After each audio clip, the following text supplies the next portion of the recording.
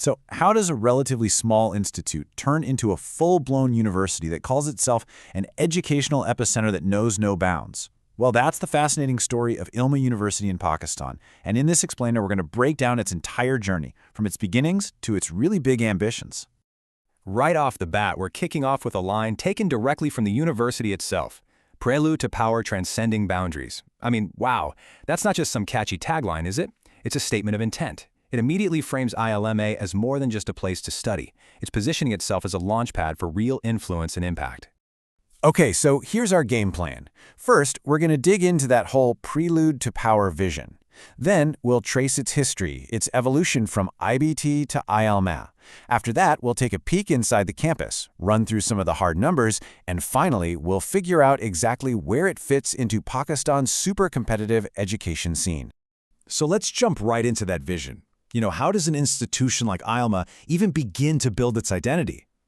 Well, it all starts with making a very, very powerful first impression. Just look at the language they use here. ILMA calls itself the pinnacle of academic synthesis and an educational epicenter that knows no bounds. Now, these aren't just empty buzzwords. This is a very clear declaration that they want to be seen as a top-tier, global-minded player in the world of higher education. But of course, that kind of ambition doesn't just appear overnight. It's built on a real history of transformation. So let's rewind a bit and track how the university has evolved. First thing you need to know, ILMA University wasn't always ILMA. It actually started out as the Institute of Business and Technology, or IBT for short. That name change is a classic rebranding move, right? It signals a major shift from being a specialized institute to becoming a much broader university. And this timeline really shows that journey. It launched back in 2001 as a pretty focused institute. But the huge turning point came in May 2017.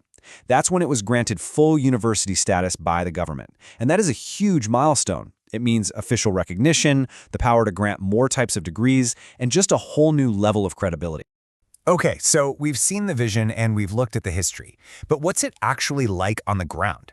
Let's try to peel back that shiny marketing layer and take a look at the campus. Comparing the perception with the reality. Just listen to this description from their website. It paints this incredible picture of an architectural marvel spanning across acres of land, captivating all who lay eyes upon it.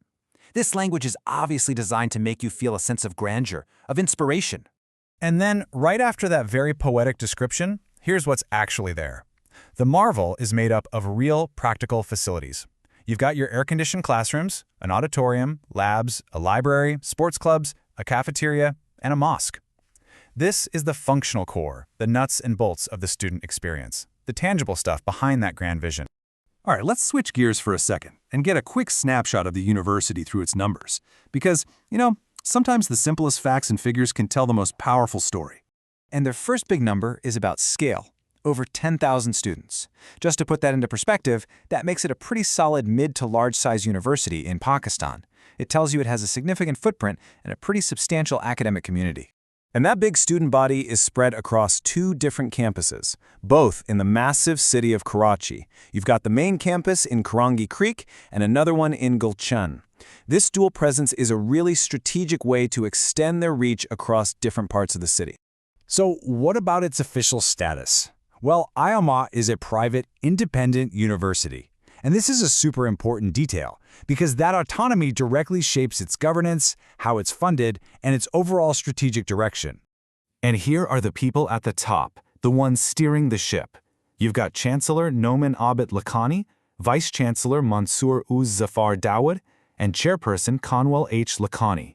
This is the core team that's guiding the university's strategy and day-to-day operations. And this might be the most important point for any academic institution. It has the official stamp of approval. ILMA is formally recognized and accredited by the Higher Education Commission of Pakistan, which is the main regulatory body. This is what validates its degrees and its academic standards. It's a huge deal. Now that we have all the details, let's zoom out a bit. Where exactly does ILMA University fit into the absolutely massive educational landscape of Pakistan? ILMA's home is Karachi, which is one of Pakistan's largest and most crowded educational hubs. And that means it's operating in a fiercely competitive environment. It's constantly jostling for students and faculty with lots of other private universities, all while playing its part in the country's higher education sector. So we kind of end where we begin, with this idea of transformation. From a focused little institute to a full-fledged university with a seriously grand vision, Ilma's story is all about constant evolution. And that leaves us with one final question. For an institution that has already changed so much, what on earth does the next chapter hold?